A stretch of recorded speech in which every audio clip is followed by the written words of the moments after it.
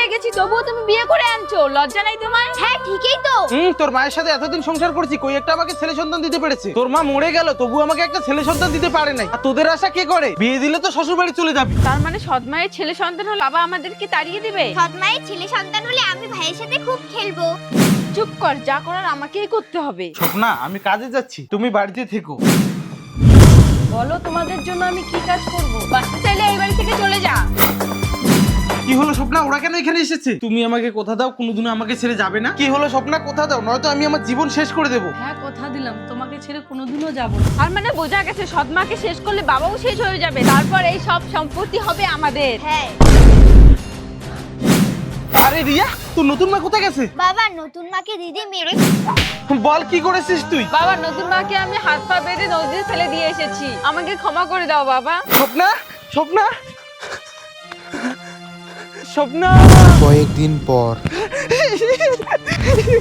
মা না থাকাতে তো বাবা পাগল হয়ে বেড়াচ্ছে। হোগা পাগল। আরে কে কান্না করতেছে? হ্যাঁ মা, তোমার আত্মা এখনো শান্তি পায় নাই? মার আত্মা এখনো শান্তি পায়নি। তোর বাবা যদি রাস্তায় রাস্তায় পাগলের মতন ঘুরে বেড়ায় তাহলে কি আমার আত্মা শান্তি পাবে? তোর বাবাকে আগে ঠিক কর, তাহলে আমার আত্মা শান্তি পাবে। আরে দিদি, দিদি, বাবা তো ঠিক হবে নতুন মাকে পেলে। যা, তোর নতুন মা এখনো বেঁচে আছে। ব্রেন্ডে চাপ পড়ছে, একমাত্র বাবাকে পেলে ঠিক হতে পারে। দিদি বাবাকে পেলে ঠিক হবে, আর বাবা নতুন মাকে, তাতে মাও শান্তি পাবে। বাবা, তুমি আমাকে সেদিনকে না বাঁচাতেই পারতে। আজ আমি এই বাচ্চাকে বাবার পরিচয় কাকে দিব?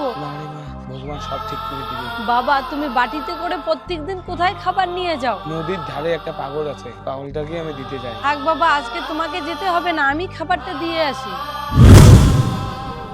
হ্যাঁ, রঞ্জন, হ্যাঁ মা, তুমি চলো বাবাকে বাড়ি নিয়ে যাই। ছাড়ো, ছাড়ো। বাবা, দিদিকে ঠিক করো তুমি।